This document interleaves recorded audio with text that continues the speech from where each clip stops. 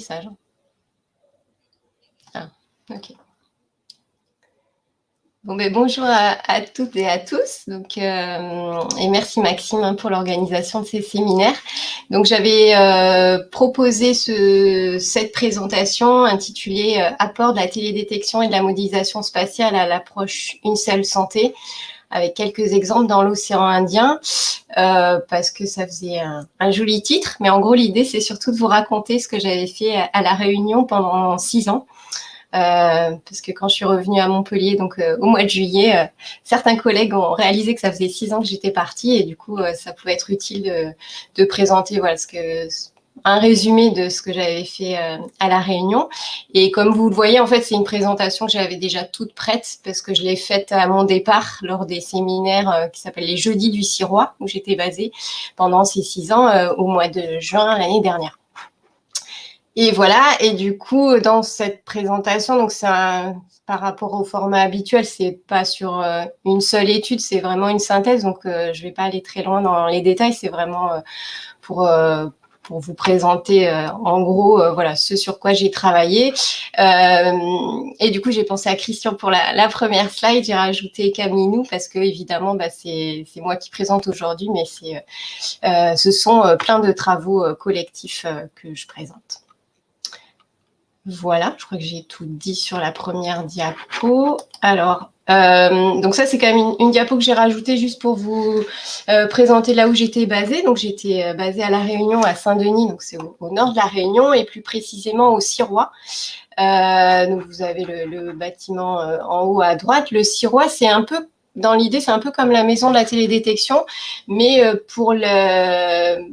mais c'est une plateforme de technologie biomédicale, on va dire, avec des plateformes partagées, des laboratoires partagés, voilà, différentes unités de recherche, aussi des startups. Voilà, c'est un peu la même conception. Donc il y avait pas mal de gens différents, donc c'était pas que des Ciradiens, mais voilà, plein d'équipes de recherche et plein de monde qui partageaient en gros des questions de recherche autour de la santé.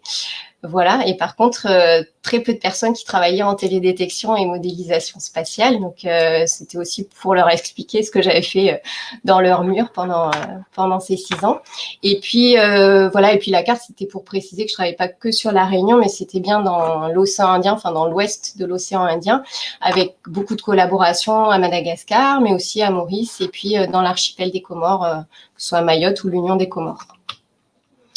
Même si dans la présentation, je crois que c'est surtout des exemples sur La Réunion, parce que voilà, c'était une présentation pour La Réunion. Voilà, alors en guise d'introduction, je suis repartie d'un système épidémiologique où à la base on a besoin d'un hôte sensible, donc homme ou animal, d'un agent pathogène, donc ça peut être virus, bactérie ou plein d'autres choses, et éventuellement un vecteur, un insecte vecteur qui va jouer un rôle dans la transmission. Et pour qu'il y ait transmission, ça dépend de facteurs intrinsèques, donc liés à l'hôte, à sa sensibilité, à la virulence du pathogène, à la compétence du vecteur, etc. Et aussi de facteurs extrinsèques, donc qui peuvent être liés au climat, au paysage, qui vont influencer la distribution des hôtes, des vecteurs, etc. D'autres espèces animales qui peuvent jouer le rôle de réservoir. Voilà, la biodiversité peut aussi jouer un rôle de dilution ou d'amplification. Puis les activités humaines, donc c'est très schématique tout ça, avec à la fois des comportements individuels ou les politiques publiques qui vont avoir un rôle sur la protection des personnes, sur les actions de contrôle, sur la surveillance, sur pas mal de choses. Voilà, donc tout ça, ça fait des systèmes assez complexes. Et donc, l'approche One Health ou une seule santé, l'idée, c'est de dire que la santé humaine et la santé animale sont interdépendantes et elles sont aussi liées à la santé des écosystèmes dans lesquels elles existent, donc tout ce schéma-là. Et c'est aussi une approche qui essaie de promouvoir des connexions, enfin, une approche interdisciplinaire et aussi intersectorielle. Voilà. Alors, donc moi, en télédétection et modélisation, enfin nous, là où on peut contribuer, c'est en télédétection sur la caractérisation du biotope, donc voilà, donc de cette partie-là. Mais évidemment, alors je le répète toujours, voilà, c'est toujours indirect, c'est-à-dire que dans les images satellites, ou même à très très haute résolution spatiale, on voit ni les hôtes, ni les vecteurs, ni les pathogènes. Donc ça reste quand même très indirect tout ça. Et puis pour l'apport de la modélisation, voilà, donc on va essayer d'utiliser les modèles comme représentation simplifiée de ce système qui était très complexe. Et donc l'objet de cette présentation, c'était bien un peu de faire une synthèse de différentes approches de modélisation que j'avais mobilisées dans l'océan Indien. Alors, comme c'était une présentation au Sirois, avec des collègues pour lesquels les modèles, c'est pas un gros mot, mais ça fait un peu peur, j'avais remis cette diapositive pour illustrer la complémentarité des approches de modélisation avec les autres approches qui sont plutôt observationnelles ou expérimentales au Sirois.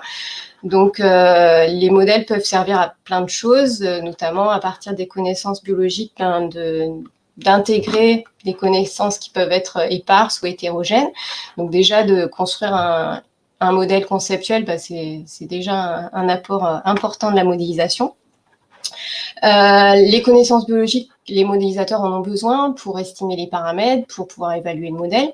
Et puis, les modèles, à leur tour, peuvent permettre d'identifier les mécanismes, d'estimer des paramètres qui seraient non observables, identifier des facteurs d'incertitude, des points de contrôle, mais bon, voilà, mieux comprendre tout simplement le système. Et puis, si on a un modèle qui tourne bien, validé, etc., on peut s'en servir pour essayer de prédire, d'évaluer, comparer des scénarios. Enfin, voilà, tout un tas de choses, mais surtout ce qui est important, et c'est aussi pour ça que c'était très chouette pour moi d'être accueillie au Sirois, c'était vraiment ces interactions entre des thématiciens, on va dire, épidémiologistes, entomologistes, biologistes, etc., et puis les modélisateurs, pour avoir toutes ces interactions au moment de la construction des modèles. Alors, très schématiquement, je vais présenter différentes approches en modélisation. Alors, des fois, on dit qu'il y en a en gros 2 grandes familles. Là, j'en ai mis 3. En gros, c'est soit on a des données, donc il y a tous les modèles qui sont basés sur les données, donc c'est plutôt des approches statistiques. Et puis, c'est à partir des données, on crée de la connaissance. Il y a les modèles qui sont basés plutôt sur les processus qu'on connaît bien. Par exemple, ici, le cycle de vie d'un moustique, de façon détaillée, on n'a pas forcément besoin de données à part pour valider, mais on peut déjà construire des modèles. Et puis, j'ai rajouté aussi une catégorie de modèles. J'ai appelé ça modèle basé sur les connaissances. C'est en gros si on n'a ni données, ni d'informations claires sur les processus, mais on peut quand même faire des choses. Voilà, comme par exemple avec l'évaluation multicritère, et ça peut être très utile, notamment en santé. Mais dans cette présentation, je présente des exemples uniquement sur ces 2 types d'approches, pas parce que c'est pas intéressant les modèles basés sur les connaissances, mais parce que sinon ce serait beaucoup trop long comme présentation. Voilà, donc dans cette présentation, j'avais choisi quelques exemples. Alors, des modèles basés sur les données avec 3 exemples à La Réunion, sur le typhus murin, sur les bavites, sur Aedes albopictus, le moustique tigre, donc des exemples en santé animale et en santé humaine. Ensuite, je présenterai des modèles basés sur les processus. C'est là que je disais au dernier séminaire TETIS, je vous avais déjà beaucoup parlé du modèle de dynamique de population de moustiques, donc ça ira plus vite cette fois-ci. Et puis je terminerai sur des conclusions et puis des perspectives, donc les suites pour moi ici à Montpellier. Alors, sur l'approche basée sur les données de manière générale, donc en gros, il va s'agir d'essayer d'analyser si elles existent, des corrélations pour identifier des facteurs de risque de transmission d'agents pathogènes avec d'un côté une variable à expliquer, donc ça peut être des données épidémiologiques comme un nombre de cas, un taux d'incidence, ou des données entomologiques sur la présence, l'absence des vecteurs, leur abondance. Et d'un autre côté, des variables explicatives. Donc, en général, moi, ce que je regarde, c'est des caractéristiques environnementales qu'on peut essayer de caractériser par télédétection, comme l'occupation du sol, la présence d'eau, et puis des indicateurs un peu plus compliqués à construire, comme pour caractériser la structure du paysage, croisés avec des indicateurs sur le climat, le relief, enfin tout ce qu'on veut. Voilà, bon, ça pose toujours un certain nombre de questions méthodologiques sur voilà, qu'est-ce qu'on choisit comme unité spatiale pour l'analyse, aussi pour la localisation des cas et donc des hypothèses qu'on fait sur où a lieu la transmission, également évidemment sur le choix des variables explicatives. Voilà, je ne vais pas rentrer trop dans les détails. Donc l'exemple 1 que j'avais présenté, donc c'est l'étude des déterminants environnementaux de la structure géographique de la distribution des puces Xenopsila. Alors ces puces, elles nous intéressent parce qu'en fait, elles sont vectrices du typhus murin, qui est une maladie tropicale négligée et qui est émergente à La Réunion et dans l'océan Indien. Donc vous voyez le premier cas détecté en 2012, voilà, et 80 cas rapportés entre 2011 et 2018. C'est pas énorme, c'est pas beaucoup de cas par an, mais c'est en augmentation. Voilà, c'est dû à une bactérie qui s'appelle Rickettsia typhi. Et le réservoir principal de cette bactérie, ce sont les rats, donc 2 espèces de rats à La Réunion. Et le vecteur, c'est la puce du rat, Xenopsila chiopis. Et donc, la Santé publique France surveille cette maladie à La Réunion et aurait bien aimé avoir déjà mieux comprendre les déterminants et si possible avoir une cartographie du risque et une prédiction des périodes aussi à risque pour sensibiliser les populations et puis les médecins. Alors, comme il y a un réservoir sauvage et un vecteur, donc qui sont les puces, il y a un fort lien a priori avec l'environnement. Et lors de projets précédents, il y a l'unité de recherche PIMIT pour processus infectieux en milieu insulaire tropical, qui avait déjà des données sur les rats et les puces, donc des données de capture collectées voilà, sur plusieurs sites à La Réunion, beaucoup de rongeurs capturés, de puces identifiées. Donc, il y avait déjà tout un jeu de données sur lequel on a pu travailler. Voilà, vous avez la publi pour les détails de l'analyse, parce qu'en fait, je ne rentre pas du tout dans les détails du modèle.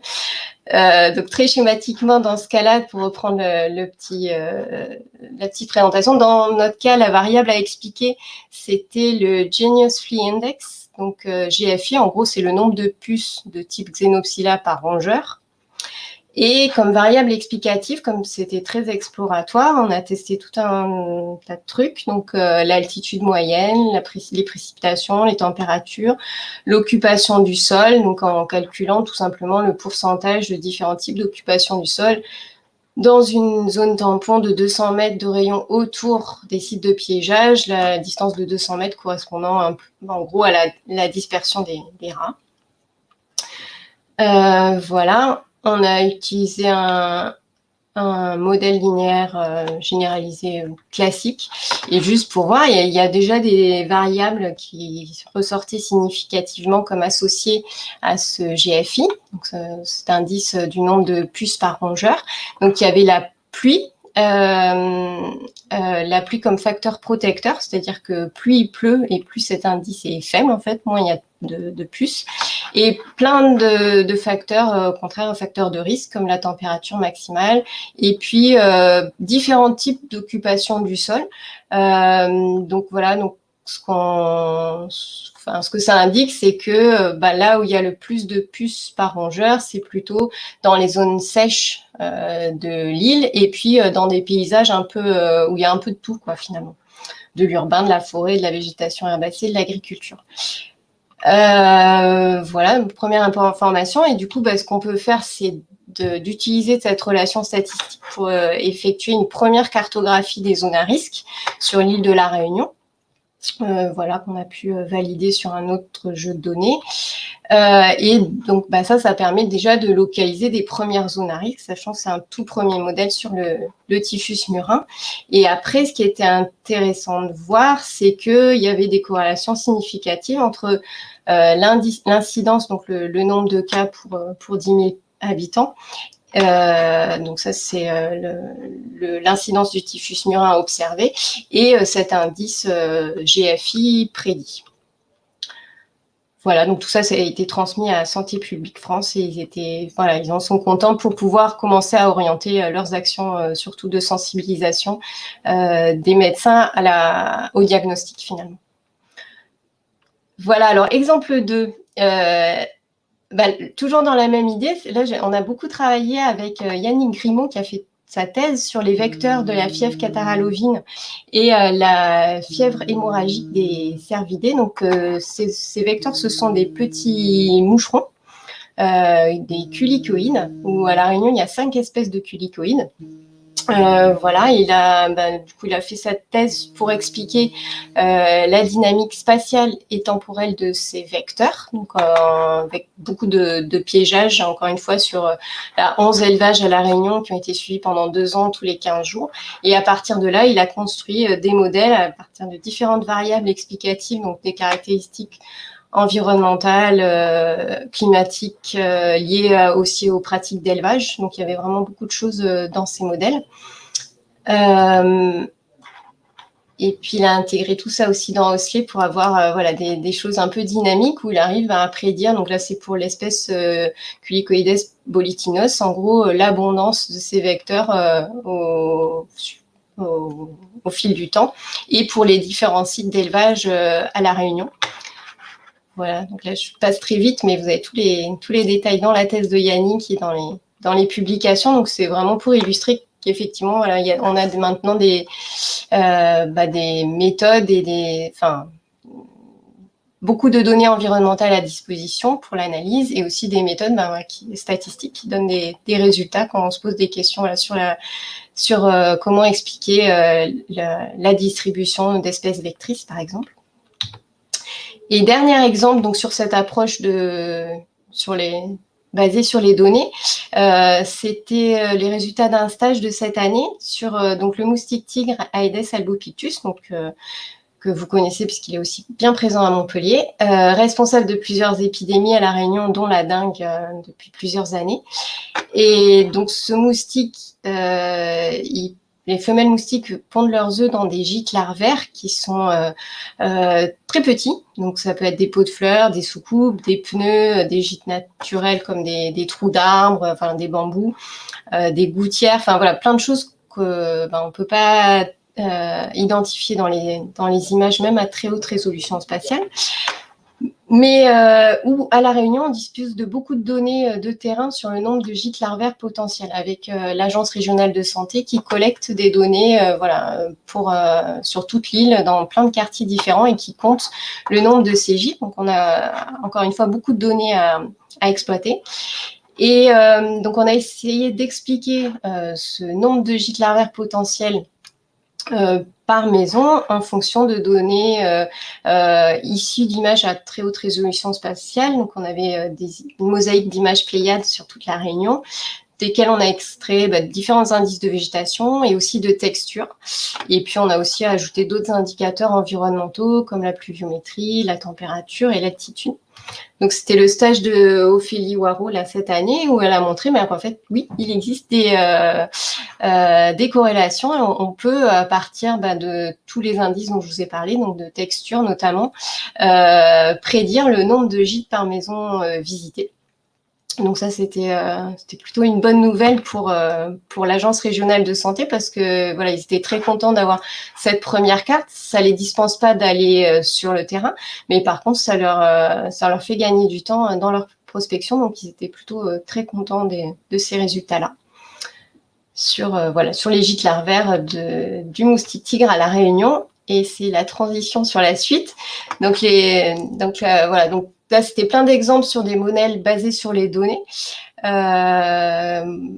Et puis là, je vais passer à la partie sur les modèles basés sur les processus. Donc, cette fois-ci, on n'a pas forcément beaucoup de données, mais on a des connaissances assez fines sur les processus biologiques en jeu. Donc là, c'est un peu un résumé de tous les travaux que j'ai pu faire sur une approche mécaniste de la modélisation de la dynamique de population des moustiques et en particulier Aedes albopictus. C'est ce que j'avais présenté au dernier séminaire Tétis. Donc, pour rappel, le cycle de vie des moustiques, on le connaît bien depuis longtemps. Donc, il y a une phase aquatique, une phase aérienne avec différents stades des œufs, des larves, des nymphes. Et après émergence et reproduction, les femelles moustiques, elles passent leur temps à nous piquer, prendre des repas de sang, maturer leurs œufs et puis les pondre. Voilà, c'est à peu près ça la vie d'un moustique. Et ça, on peut mettre ça sous forme de boîte.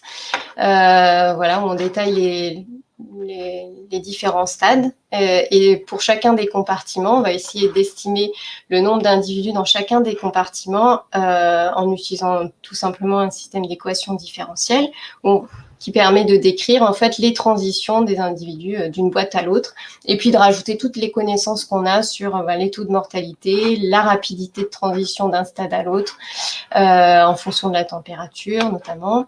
Voilà, l'influence de la pluie, etc.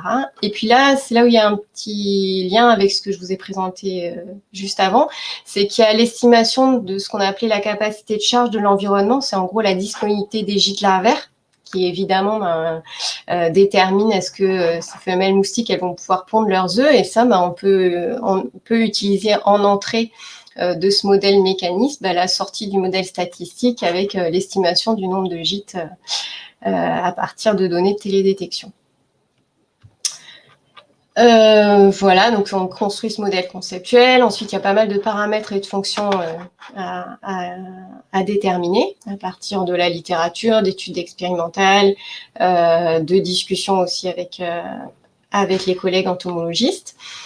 Et puis, voilà, une fois qu'on a fait tout ça, on peut avoir confronté les sorties du modèle avec les données observées, vérifier que ça marche plutôt pas mal, voilà. Et à partir de là, appliquer le modèle, par exemple, sur toute l'île de la Réunion. Donc, ça, c'est ce qu'on a fait avec Oslier, justement, plus une interface utilisateur facile d'utilisation pour les agents de l'Agence régionale de santé, pour qu'ils puissent, eux, l'utiliser en routine. Donc, c'est ce qu'ils font là depuis 2016 maintenant, où en gros, ils récupèrent, donc ils ont un zonage, donc ça, c'est leur fichier shapefile qu'ils utilisent pour organiser leurs actions sur le terrain. Ils ont en entrée le réseau de stations météo. Donc, il y a, comme le climat est très varié, les climats sont très variés à La Réunion, il y a un réseau de 30 stations pour ce petit territoire. Et en fait, ce qu'ils récupèrent chaque semaine, c'est les pluies et les températures journalières. Et à partir de là, ils peuvent faire tourner les simulations du modèle où avec en sortie, c'est le même zonage, sauf que dans la table attributaire, il y a une estimation du nombre d'individus dans chacun des stades, œufs, larves, etc. Voilà, donc ça c'était une première application de ce modèle mécaniste, donc basé sur les processus. Et puis après, il y a eu plein de développements. Donc il y a eu l'ajout d'un module R0, donc le taux de reproduction de base de la dengue, donc qui va plutôt vers estimer le risque. Donc c'est couplé aussi avec des données sur la population humaine et puis sur le virus de la dengue. La rapidité à laquelle c'est transmis par l'espèce vectrice. Voilà, donc ça c'était le stage d'un étudiant de master qui a rajouté ça et ça vient juste d'être enfin publié. Et on a vu que déjà ce R0, ça allait l'abondance des moustiques, c'est une chose, mais ce taux de reproduction de base, c'est un peu plus précis encore par rapport aux zones à risque. Donc ça, c'est aussi un produit qui intéresse fortement l'ARS, et surtout au niveau temporel, parce qu'avec le R0, il y a cette notion de seuil que tout le monde connaît maintenant, avec le seuil de 1, au-dessus de 1, voilà, l'épidémie, elle continue à se propager, et puis en dessous, on assiste à une baisse du nombre de cas. Voilà. Après, il y a eu la thèse de Marion Arambourg qui a utilisé donc toujours la même structure de modèle, mais pour pouvoir évaluer différentes stratégies de contrôle. Donc, des stratégies de contrôle classiques, mais aussi un peu plus originales, comme la technique de l'insecte stérile, c'est-à-dire qu'on va lâcher des mâles moustiques stériles qui vont entrer en compétition avec les mâles sauvages et puis diminuer la population moustique pour un certain temps. Donc, elle a regardé toujours l'efficience de ces stratégies de contrôle en regardant le taux de réduction et puis aussi le temps de résilience, le temps que ça va prendre pour revenir à la normale. Donc, voilà. L'idée, c'est de dire avec la modélisation, on peut tester plein de choses qu'on ne peut pas toujours faire en expérimental. Donc, c'est bien d'avoir un peu toujours ces deux approches en même temps. pour pouvoir identifier la meilleure période de contrôle. Enfin voilà, les modèles peuvent permettre de répondre à plein de questions différentes. Et puis, voilà, on a beaucoup parlé de la Réunion, mais sur Madagascar, actuellement, la principale maladie vectorielle, ça reste le paludisme, qui est transmis par des anophèles, non plus des Aedes. Mais le modèle, il est générique. Et donc, il y a Antonio Rakoto-Harrison qui est actuellement en thèse à l'Institut Pasteur de Madagascar et qui a fait tout le travail de traduire ce modèle générique de dynamique de population pour 4 espèces d'anophèles à Madagascar et qu'il est en train de tester sur différentes zones.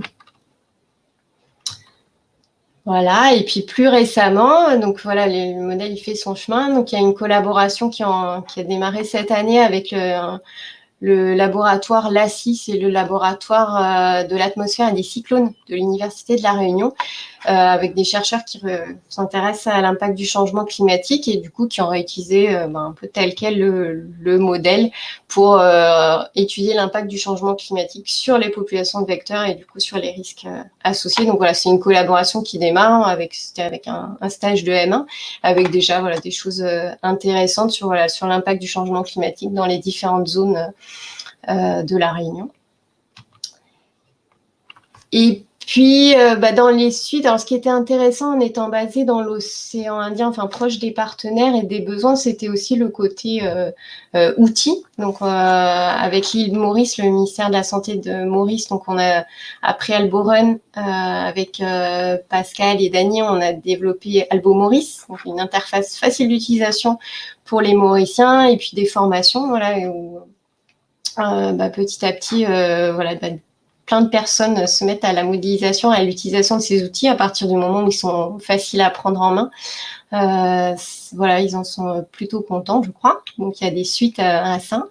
Et puis, du coup, un retour vers la France hexagonale, puisque le ministère de la Santé, la Direction générale de la Santé, a financé le développement d'un outil qui s'appelle ArboCarto, qui se veut du coup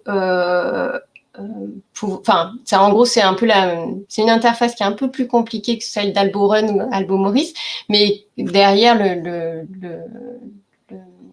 le cœur du modèle est toujours le même. Mais par contre, voilà, pour l'instant, c'est un démonstrateur qu'on veut pouvoir utiliser dans différentes zones géographiques et pour différentes espèces de moustiques Aedes, donc Aedes albopictus en zone tropicale, Aedes albopictus en zone tempérée, donc comme ici à Montpellier, et Aedes aegypti également. Voilà, donc ça, il va y avoir des suites aussi assez appliquées là-dessus. Et j'en arrive aux conclusions et perspectives de cette présentation. Donc, par rapport à la thématique du départ, l'apport de la télédétection et de la modélisation à l'approche One Health. Alors, pour moi, et d'après cette expérience aussi, au sein de ce réseau One Health Océan Indien, oui, parce que ce sont des outils qui facilite encore plus cette approche intégrée de la santé et surtout la prise en compte de l'environnement qui est, je trouve, encore assez insuffisamment prise en compte dans l'approche One Health, santé humaine, santé animale, environnement. Et aussi parce que ces différentes approches, elles permettent de développer des méthodes et des outils qui peuvent être très facilement partagés entre santé humaine et santé animale. C'est un peu ce qui s'est passé tout le long de mon séjour dans l'océan Indien. On développait des choses pour la santé humaine et puis finalement, ça servait pour la santé animale ou l'inverse. Ça facilite le dialogue et beaucoup d'interdisciplinarité avec d'autres collègues chercheurs, bien sûr, mais aussi en intersectoriel avec les acteurs de la santé publique ou de la santé vétérinaire. Donc ça, c'était très intéressant pour moi et très, très motivant aussi. Alors, pour reprendre le slogan Tétis sur l'information géographique utile, utilisable, utilisée, moi j'ai bien vu voilà, cette évolution avec maintenant des outils opérationnels. Donc, j'ai parlé d'Arbocarto dans cette présentation, mais il y en a d'autres développés par l'Institut Pasteur de Madagascar notamment, mais aussi par l'IRD ou d'autres équipes. Donc là, c'était un stage aussi de cette année de Olivia Baleya qui a testé ces différents outils pour montrer pour tester leur adaptabilité à un contexte donné. Donc, c'était toujours sur la Réunion. Et voilà, les conclusions, c'était quand même très facile voilà, il y a des outils qui sont maintenant très faciles à mobiliser. Donc, c'était intéressant de regarder ça. Et puis, bon, ça, c'était surtout pour les gens du Sirois, voilà, leur rappeler tous les dépôts de données maintenant qu'il y a pour avoir accès à ces données environnementales à mettre en relation avec des données de santé, que ce soit voilà, des dépôts de données, le site OR qui est un dépôt de données géographique du CIRAD de la Réunion, voilà, tout ça. Donc, c'est de plus en plus facile, en fait, de croiser données environnementales et données de santé, il me semble. Voilà, ça c'était encore un autre exemple d'un petit travail qu'on avait mis en place avec une stagiaire qui visait en fait à avoir une cartographie partagée en ligne sur la distribution de différents vecteurs d'intérêt en santé animale et en santé humaine. Donc, on a commencé par les moustiques et puis on élargit avec les culicoïdes, donc les moucherons. Et puis là, il y a voilà, la personne qui reprend ça, elle va rajouter toutes les données disponibles dans la zone sur les tiques. Voilà, et ça prend bien auprès des différents partenaires. Je pense que le fait que ces outils, ces plateformes partagées existent, ça incite aussi les gens à partager leurs données. Donc ça, c'était aussi intéressant. Et alors, dans les perspectives, parce que tout le monde là-bas me demandait, mais qu'est-ce que tu vas faire à Montpellier? Pourquoi tu pars, etc. Donc, je leur ai expliqué que j'allais dans un endroit très sympa, la maison de la télédétection. Au niveau perspective, je vais continuer à travailler sur les modèles moustiques, mais plutôt sur le côté opérationnel, donc toujours avec Marie Demarquis, Mathieu Casté, Pascal, Dany, donc Arbocarto 2 et Arbocarto 3 qui viennent d'être signés et financés, donc c'est pour travailler sur des développements un peu opérationnels de cet outil-là. On a eu la réunion de démarrage de Arbocarto 2 la semaine dernière. Et sinon, au niveau recherche, moi, ce qui m'intéresse vraiment maintenant, c'est plutôt continuer à travailler sur les modèles de mobilité animale. Donc, ça a déjà bien commencé avec la thèse de Florent sur le projet Tempo, la mobilité des buffles et des vaches à la périphérie des aires protégées en Afrique australe. Mais il y a des choses que j'ai commencé, notamment dans l'océan Indien, sur la modélisation des migrations des oiseaux marins, voilà, que j'aimerais bien continuer avec eux. Et puis sur la mobilité des chauves-souris avec le projet Boels et le postdoc de Larissa Licruz. Voilà, il y a des choses qui ont commencé et que je vais continuer à m'intéresser à ça dans les prochaines années. J'ai aussi pas mal de choses à faire sur donc un projet qui s'appelle Future Elsie, qui était en Asie du Sud-Est, que j'avais un peu mis de côté à La Réunion, sur les scénarios de changement d'occupation du sol et quel impact sur la santé. Et on voit que l'actualité nous a un peu rattrapé là-dessus. Mais voilà, il y avait pas mal de choses en cours et à valoriser. Et puis comme projet nouveau, donc il y a le projet Jessica qui démarre avec Victor Duflet qui était parmi nous ces dernières semaines et qui part à la Guadeloupe demain, pour travailler sur les facteurs de risque environnementaux associés au cancer en Guadeloupe. Donc là, c'est aussi très intéressant parce que c'est d'autres fenêtres de temps à prendre en compte et voilà, je trouve ça très intéressant. Et puis une autre nouvelle thèse qui démarre, qui porte sur l'identification, la qualification et l'intégration d'indicateurs épidémiologiques à partir de données textuelles multisources. Donc j'appelle ça la thèse MISCA, c'est un peu pour faire le lien entre les approches fouille de texte et puis les approches de modélisation plutôt mécaniques qu'on a, pour essayer un peu de croiser les deux, voir comment les informations ici de la fouille de texte peuvent alimenter nos modèles de prédiction de risque, et puis aussi comment les cartographies de prédiction de risque déjà existantes peuvent orienter la fouille de texte en mettant des poids, par exemple, sur des signaux qui viennent de zones à risque ou des choses comme ça. Voilà, donc ce sera la thèse de Badja qu'on commence à encadrer avec Mathieu et Maglone.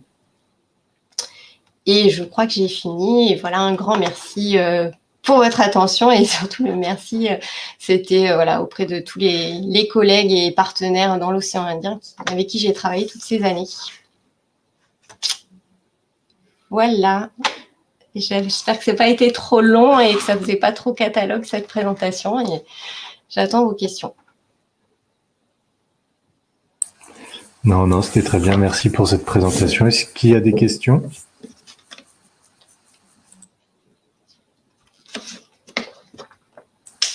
Bon, je vais commencer.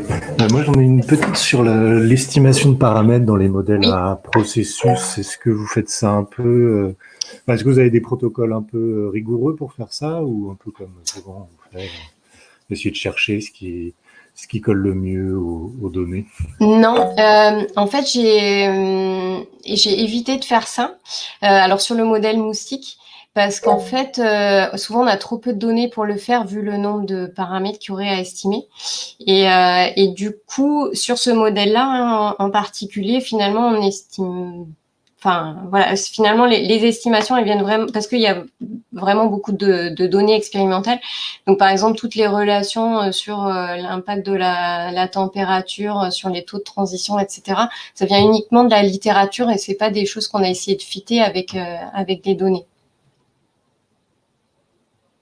D'accord, très bien. Et de temps en temps, sinon, effectivement, il y a plein de méthodes, mais c'est pas ce que je préfère. les gens en général sont pas fans. Ouais. C'est pas Non, je facile, pense que mais... je pense qu'il faut. Il y a des gens qui font ça très bien. Il faut travailler avec des statisticiens justement pour avoir les bonnes méthodes d'estimation des paramètres. Et après, il y a aussi les méthodes d'exploration de modèles qui sont un peu moins... il y a un peu moins de besoin d'avoir un parcours de statisticien où c'est juste regarder les espaces de paramètres où on obtient tel ou tel résultat. C'est aussi intéressant. Ouais. Il y a Christian qui voulait Christian. poser une question. Ouais.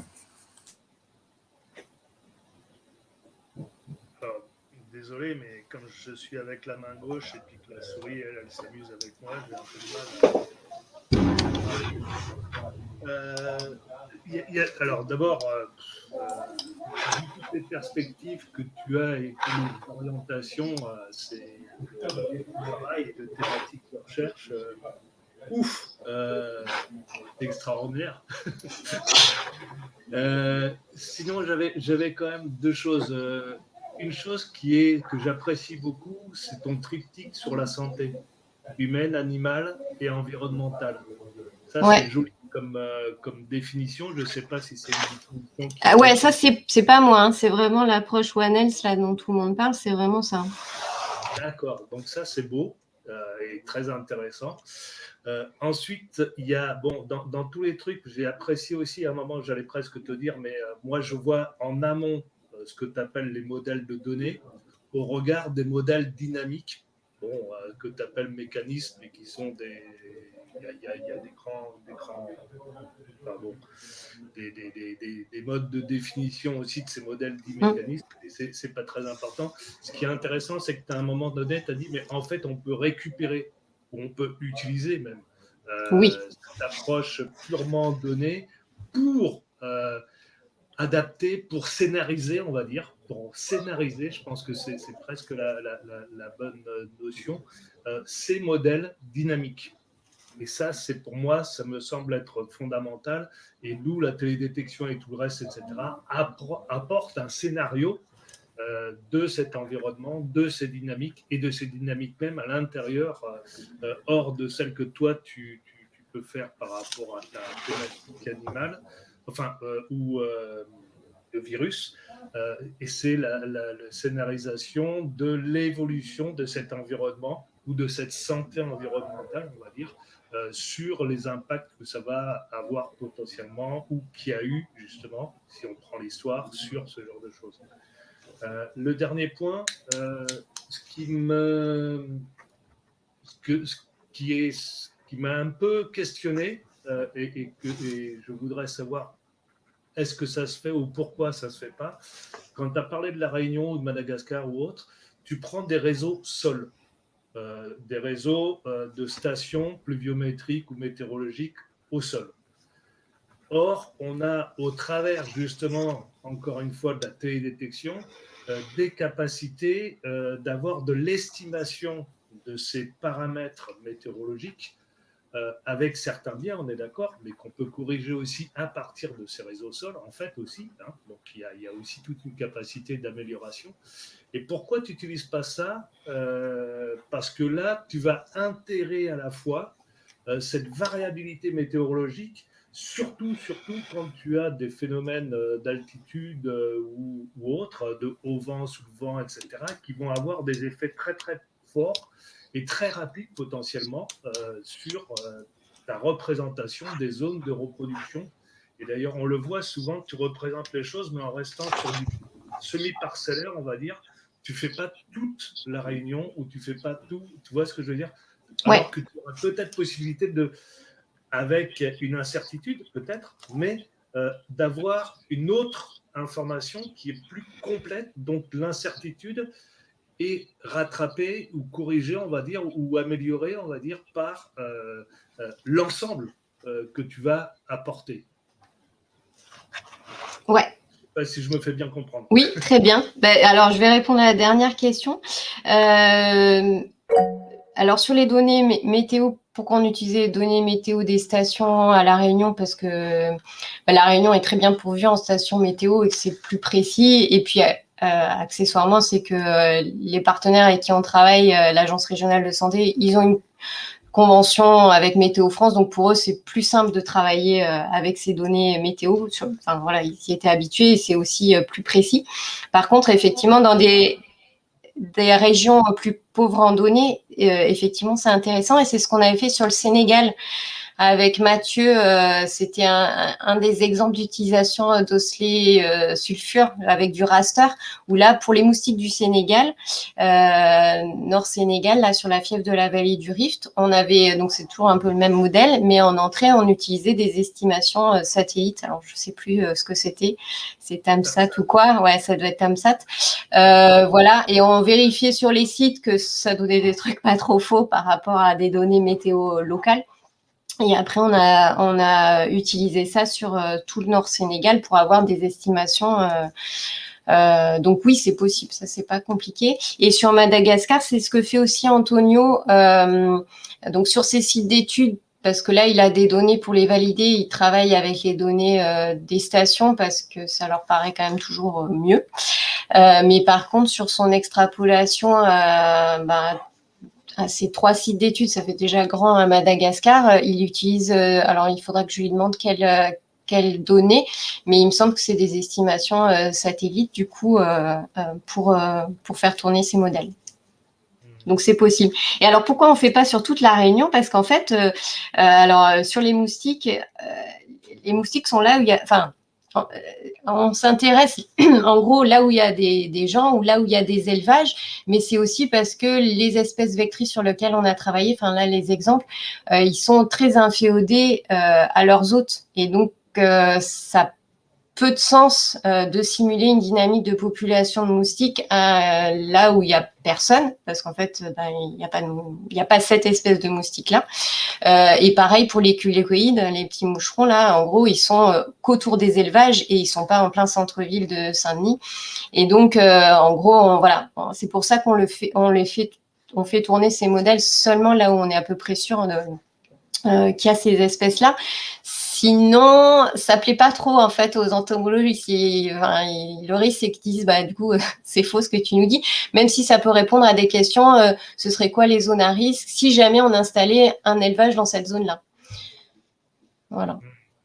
Ouais, voilà. Ça répond à ta. Donc c'est pour ça que voilà, en gros, on masque on s'intéresse surtout aux zones pour lesquelles il y a les espèces vectrices présentes. Et dans l'action directe est supposée la plus efficace pour éviter de la prospective ou des scénarios qui font plaisir mais qui ne sont pas toujours utiles, on va dire aussi. Ouais, c'est ça. Bah après, c'est d'autres questions. Ça peut être, bah oui, si on installe un élevage ou, je sais pas, on construit un nouveau lotissement d'un telle zone, où là, pour l'instant, voilà, quels seraient les risques, ça c'est autre chose. Mais là, dans les exemples que j'ai montrés, c'était plus, bah aujourd'hui, c'est quoi la situation. Oui, d'accord. Ok. Voilà. Et alors après, sur tes histoires de scénariser les modèles dynamiques, en fait, j'avais tendance, enfin, on peut faire de la dynamique aussi avec des modèles statistiques. C'était l'exemple justement de la thèse de Yannick, en fait. C'est que des modèles statistiques, mais qui sont à la fois spatiaux et temporels. Donc, il ne faut pas dissocier, enfin, c'est pas un mécanisme dynamique et statistique statique. Donc, les deux approches peuvent être mobilisées pour les deux questions, spatiales et temporelles. Et par contre, effectivement, ce qui est intéressant, c'est le couplage entre les deux. Et ça, on l'avait fait bah, aussi sur Aedes albopictus avec l'IRD, qui ont regardé un peu le même jeu de données, mais avec une approche plutôt fouille de données. Voilà, avec du SVM, je crois. Et c'était intéressant parce qu'il mettait en évidence voilà, des seuils de pluie qui justifiaient que dans le modèle mécaniste, on mette un processus qui s'appelle le lessivage des gîtes. En gros, s'il pleut trop, ben, du coup, ça augmente la mortalité des stades aquatiques. Donc voilà, il y a ces interactions qui peuvent être intéressantes au moment de la discussion et puis aussi, effectivement, pour identifier des scénarios possibles à regarder ou en entrée ou en sortie des modèles. Si je peux juste répondre là-dessus, parce que Oui. pour moi, c'est un point qui me semble très fondamental et très important. Si on est dans des modèles de type statistico, mathématico et autres, on est dans une notion d'inconnu, de quelque chose que l'on peut, que l'on a vérifié, que l'on connaît déjà. Donc on a de la dynamique, ça ne me pose pas de problème, mais on n'a pas de la distorsion de cette dynamique, soit parce qu'on est dans des lieux qu'on ne connaît pas, soit parce que, ou qu'on n'a pas, voilà, on n'a pas l'information ni la connaissance, soit parce que c'est du futur potentiel, genre changement climatique. Et là, dans ce cas-là, je pense qu'on ne peut plus utiliser réellement les modèles statistiques ou alors avec des jeux de distorsion qui ne sont pas toujours évidents. Voilà. Alors que quand on est dans des modèles qui intègrent des dynamiques et que l'on peut considérer qu'ils soient transportables par ailleurs parce qu'on définit des processus, là, on a plus de possibilités d'extension ou d'espérer que ça puisse être cohérent. Oui, je suis convaincue, assez d'accord avec toi. Et c'est sûr que les modèles statistiques, bah, par construction, ils ont un domaine de validité. Et du coup, on ne devrait pas les appliquer en dehors de ce domaine de validité. D'ailleurs, un des exemples que j'ai évoqué sur l'impact du changement climatique sur la distribution, enfin sur l'abondance des moustiques à La Réunion, comme dans le modèle Alboron, il y a deux sorties. Il y a une sortie statistique, donc justement issue du modèle SVM là, de l'IRD, et les sorties mécanistes. En fait, le LACI, là, les collègues de La Réunion, ont testé l'impact du changement climatique sur les deux sorties. Et c'est vrai que du coup, là, les impacts, ils divergent beaucoup.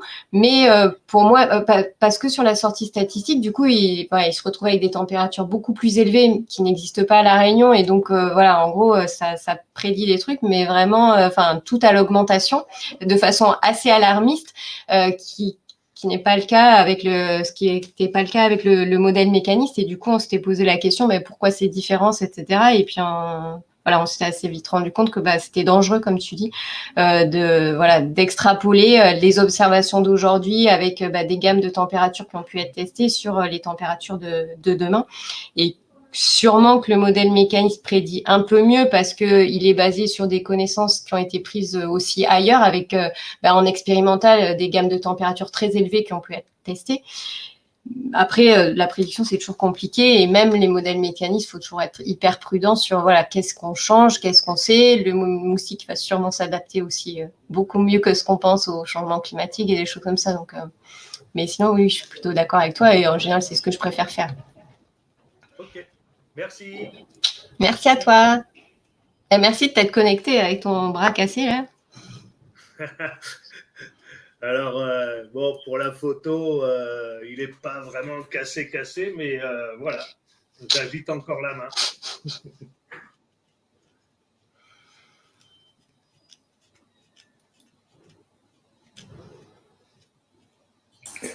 Bon, s'il n'y a pas d'autres questions, on peut s'arrêter là. Bon après-midi à tous. Très bien, merci. Et puis on se retrouvera mardi dans 2 semaines avec la présentation de Tristan, je crois. Merci, bon appétit. Bon appétit. Bonne journée à tous. Merci, à bientôt.